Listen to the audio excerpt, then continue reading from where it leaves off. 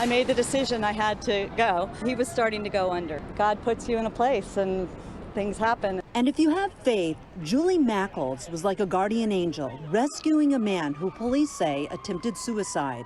I just really hope he makes it. It's hard to believe that I was the person to go, but I'm just glad I was there.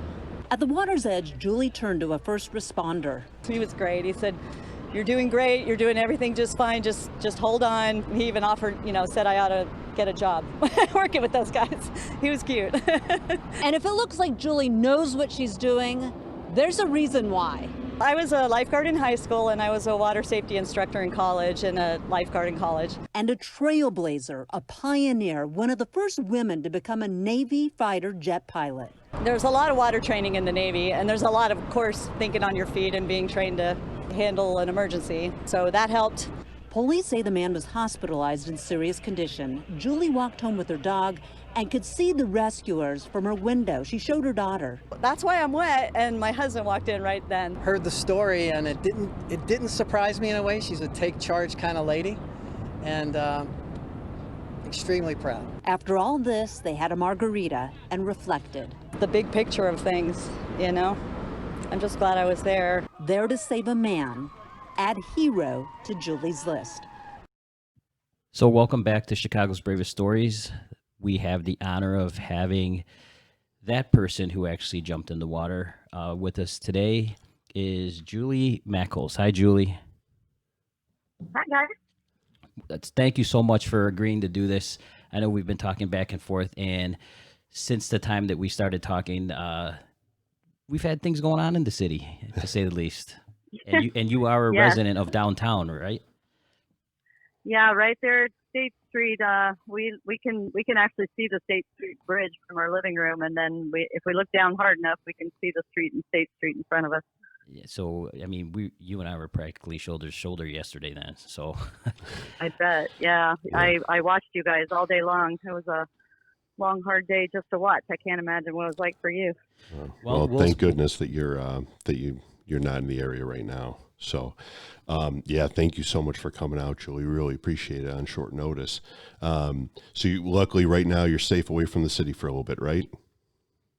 Yeah, we got invited out of town to somebody's lake house, and it's just, oh my goodness, it's quite a breath of fresh air.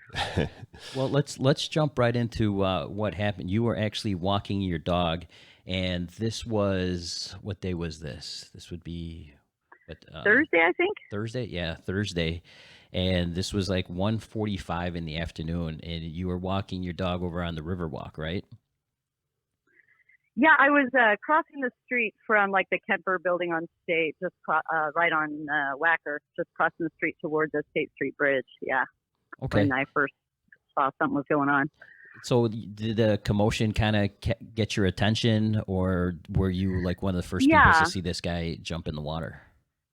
No, definitely not. I was actually in the crosswalk and looking across the bridge, and there was a man in a business suit who came over to two guys who were in the, I think, bridge house. Is that the right term? Yes. They were in the bridge house of the State Street Bridge, and they had their green vests on and, looked official, and obviously had access to the Riverwalk, but nobody else did. And I could see him yelling. I couldn't hear what he was saying, but I did hear them ask him see them ask him a question, and he said, "Yes, I've already called," which I assumed was 911, and he held his phone up. But then he went back out onto the bridge, and I'm like, well, somebody's got to go down to the water here. And but I went out to the bridge to see what they were looking at, and there was a lady there who was just absolutely beside herself screaming. And I saw the man in the water, and that's when, like you heard on the clip, he was bobbing up and down trying to swim, but not really getting anywhere. He was drowning. Well, the news reported that he was attempting suicide. Is that correct? Is that what you've kind of found out? I have no idea. I read that, but I have no idea. I saw the businessman and the two bridge house guys and the woman screaming, and then I saw the man who was already in the water with the backpack on and all his clothes. So how he got there, I truly don't know. Well, when I work downtown, that river is ridiculous. it's a tough river just to like, you have kayakers and everything like that. People can't appreciate the waves and like how vicious that river actually is. So just as somebody who's down in that area a lot, I can appreciate what you did. You quoted here as saying, "If you can't swim, I will go." Do you remember saying that? Yes. When I got the two bridge house guys finally went down to the water's edge, and I looked around, saw nobody else was doing anything, and these guys weren't doing things fast enough for me. So I said, I'm going to follow them down. So I picked up my dog and jumped over the rail and, went down the stairs there. And there was another man who had his shirt off and had already climbed over to the other side, the river side of the rail. And so I said, well, if this guy is going in after him, I don't want to complicate things. Let's see what's happening. And I said, throw him a ring. They threw one ring, didn't get anywhere near him, and that outflow there, he was being quickly pulled out across the middle of the river even. I said, go get another one. And they got another one, threw that one out, and they didn't make it out there either. Now there's two rings in the water, and one man with his shirt off looking like he's ready to jump. I said, can you swim? If you can't, I will go. And he said, I got it. I said, then go. So he did. And he had his shoes on. And I mean, he was very distraught and very much wanted to help. And I admire the heck out of him for that, that he was willing to go. But once he got in, he just really wasn't getting out there. And again, it wasn't happening fast enough. So I told the poor bridge guy, hold my dog. He said, what? I said, hold my dog. So I hand him the leash. He looks down, so I didn't even see the dog, until then. But took off my shoes, jumped over the fence, went out, swam out to the second ring. And by the time I got to him, he was past the middle and already fully submerged. And I actually pulled him up by his backpack to get to his body so that I could carry him in. So was he unconscious by the time you got to him? You guys didn't have a conversation? Like you couldn't say be calm or anything like that? No, he was absolutely unresponsive, but there was some movement to where, I could tell he wasn't fully conscious, but he definitely wasn't resisting. He was very limp. He was alive, I for did sure. feel him move. Yeah. And I did hear the responders. I did hear that he was breathing once they pulled him up. So, but I've been trying to find out more, and I really don't know how. Who showed up to grab you guys, Julie? Everybody. Yeah.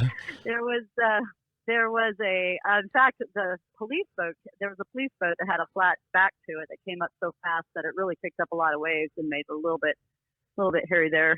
But I had already got him all the way to the side. They threw me another rope on top of it. You can kind of see that in the video. They threw that another rope on top of the ring, and I grabbed it so they could pull me close to the side. But I kept the ring between us and the wall because the waves really kicked up as the boat started showing up. That huge fireboat came, and my friend knows the name of it. I don't. But that the big red fireboat and the police boat.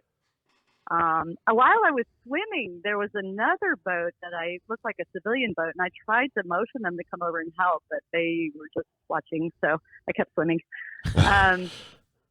Wow. And that was, I barely remember that. As you can imagine, my brain was kind of. So but I got over there. When you swam out, was he within the length of the ring that had been tossed out, or did you have to swim beyond the length of the ring? No.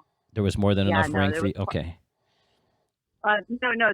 There was nobody was holding any ropes of the ring. The ropes were all in the water.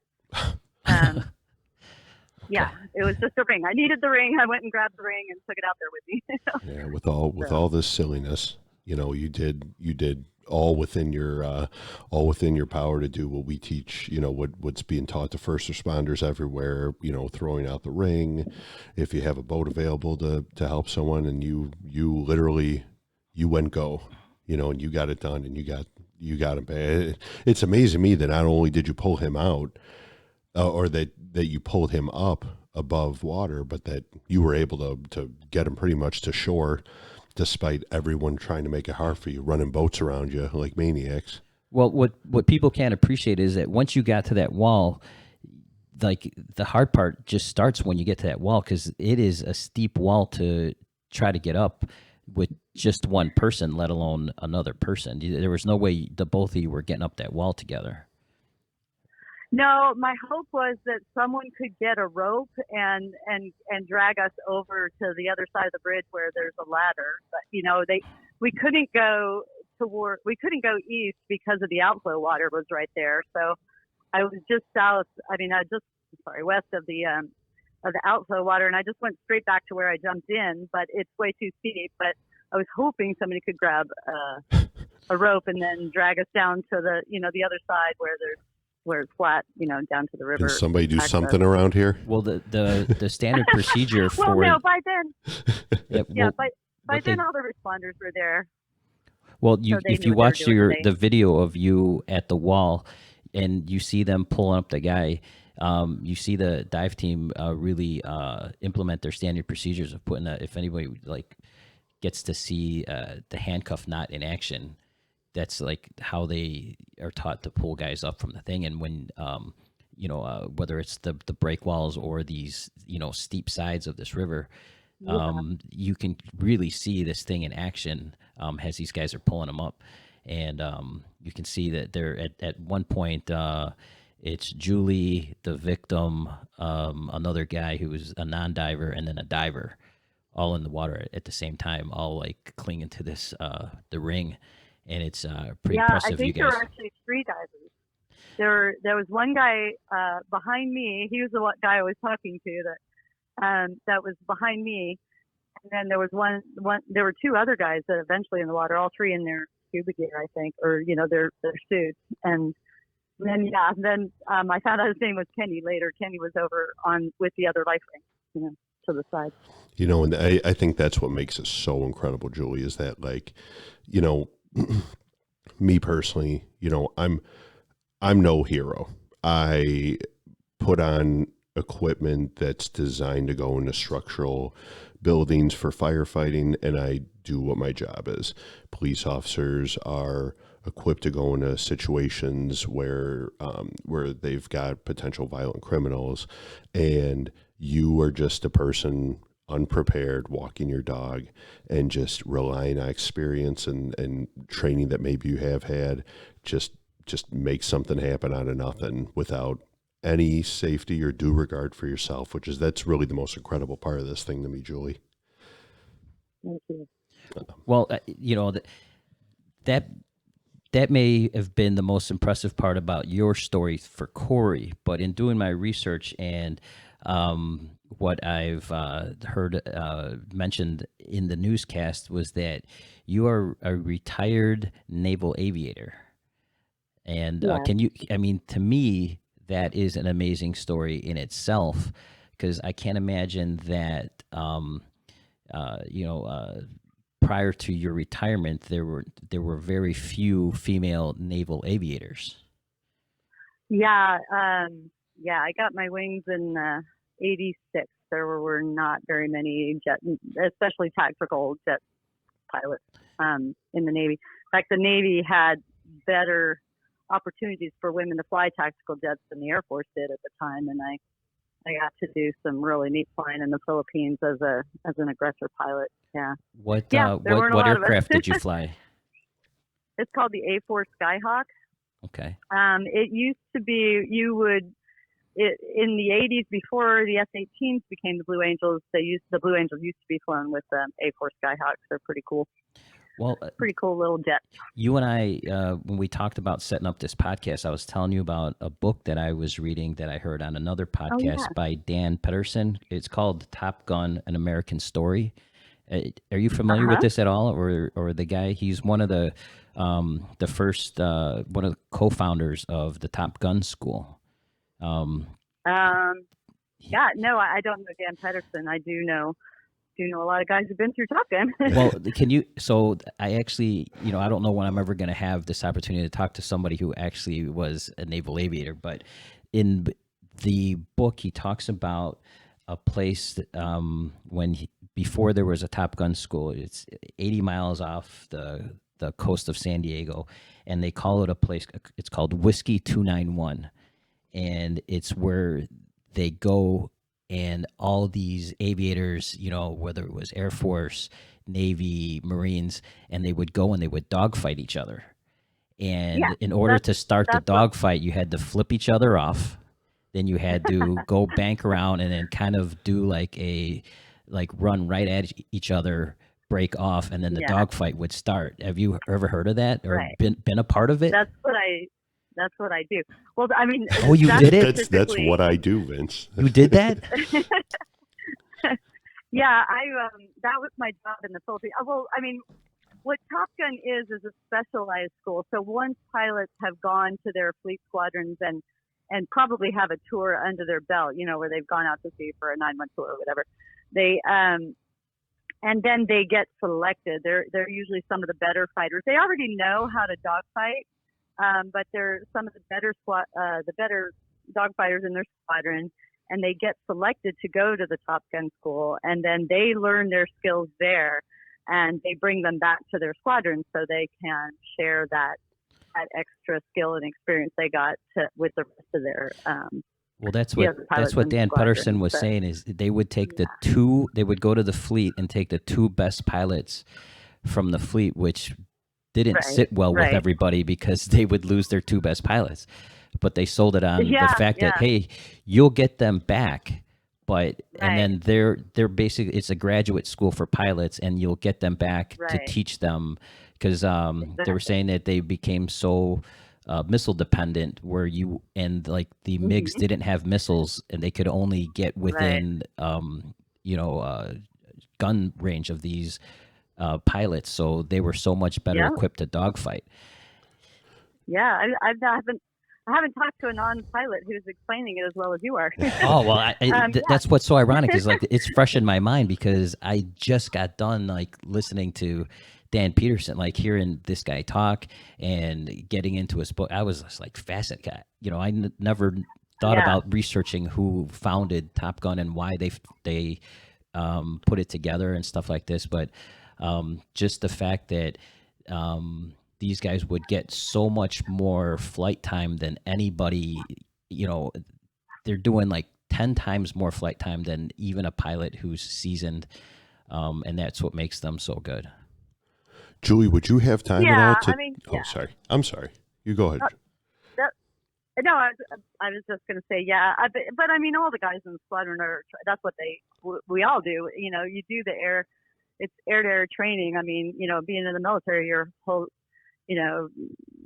job is training for the day that you're doing it for real. And you spend a lot of time doing that, going out to a whiskey area, whatever the name of that specific flight area was. But we've got, Whiskey that's what we do, and 291. that's what I was doing in the Philippines. Yeah, Whiskey 291. So we have all that. That's just the name of one designated airspace, and they're everywhere. And I did that in the Philippines, and it was pretty fun because at the time, up until '93, there was a combat exclusion law for women being in combat squadrons. Now there are women in all the combat squadrons, pretty much.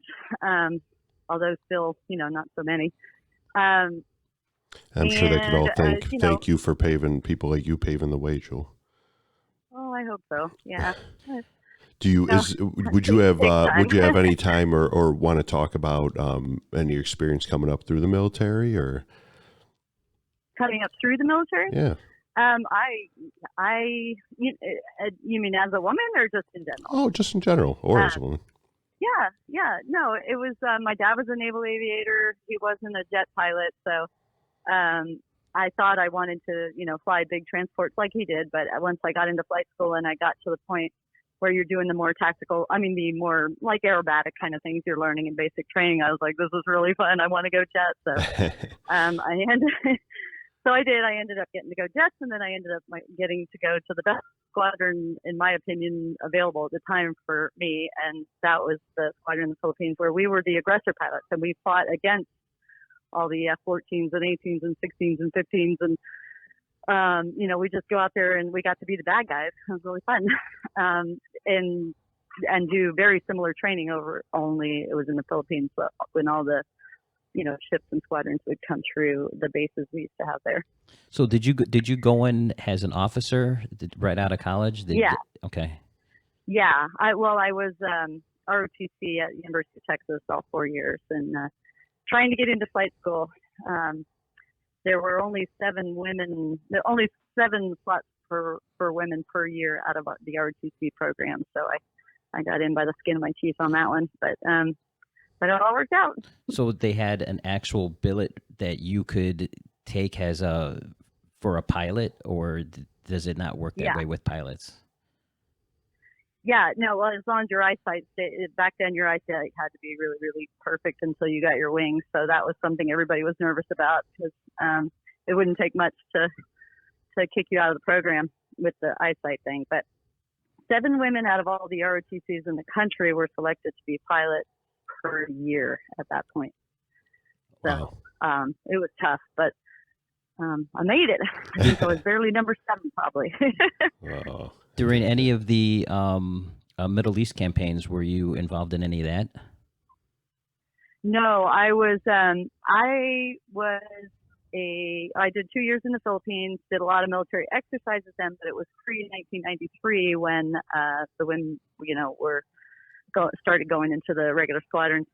I came back to South Texas and was a flight instructor teaching all that basic air-to-air maneuvering that you were talking about a while ago with the Top Gun stuff, just the basics of students first learning how to fly, like you were saying, where you go fights on, you fly straight at each other and then say left to left, and you do like a close pass and turn hard against each other and start to fight and try to get to a gun's position on the other plane. So I was teaching students to do that, and that was really fun. But that's when Eagle Tour started and Desert Storm started while we were all flight instructors in Texas. So now, Julie, I almost forgot the most important question. What was your call sign? Oh, Casper. Casper? That is Yeah. so cool. I want a call sign now. Julie, can you give Vince a call sign?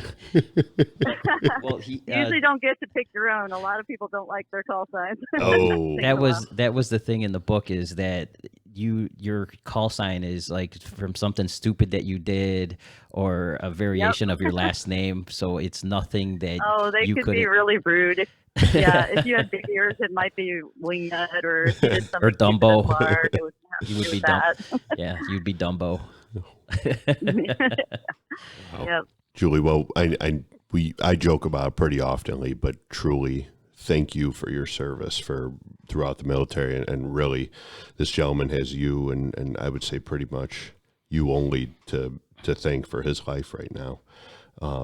Is there any other experiences you'd like to talk about that coming up or going through anything or? No, I am daily praying for you guys with what's going on right now. I mean, to live right in the middle of it all is a pretty intense thing, and I admire the heck out of all of you first responders, and I'm praying for you by the minute right now. Well, thank you so much. It's greatly appreciated. Thank you, Julie. And speaking of praying, there was something that you wanted to, I don't know if promote is the right word, but Young Lives. Yeah, it's a Young Life organization. We originally got involved with it because one of our friends was actually going to be working with them overseas with the military kids, and just coming alongside military kids in a Christian youth group kind of setting, and she was headed that way, and we started sponsoring her for that because I was also a kid living overseas in the military, and had a big heart for that organization. So Young Life is the name of the organization, and they're great. Okay, is there a place that people can go if they want to get involved or donate or participate? It's something you would want to go to. Yes, donate. I sponsor. We sponsor, I should say, someone who works overseas with military kids, and you can go on their younglife.org website to learn a lot more about it. Younglife.org. Yeah, .org. Okay. Yeah. Awesome, Julie. All Thank right. you Well, so much. thank you, Julie. I mean, this is Chicago's Bravest Stories podcast, and I think you jumping in that Chicago River is definitely something brave and, pertaining to Chicago. And we'll try to get we tried doing some research to see the condition of the guy you pulled out of the water. We don't have any information on him yet. We're going to try to get that, and as soon as we get something on that, we'll definitely try to get that to you. Try to find out his I would condition. appreciate that. But Yeah, I mean, thank you so much. if he had a shred of hope making it, you definitely gave it to him. So thank you so much, and thank you so much for taking the time with us. We really appreciate it.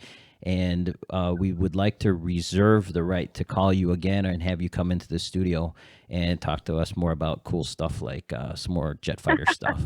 I would love to. That sounds great. All right. So thank you for being on this episode of Chicago's Bravest Stories with Julie Casper Macholz. Thank you, Julie. Thank you, Julie. You're welcome, guys. Thanks for calling. It was nice chatting with you. It was nice talking to you. Pleasure's all ours. Bye-bye. Bye-bye.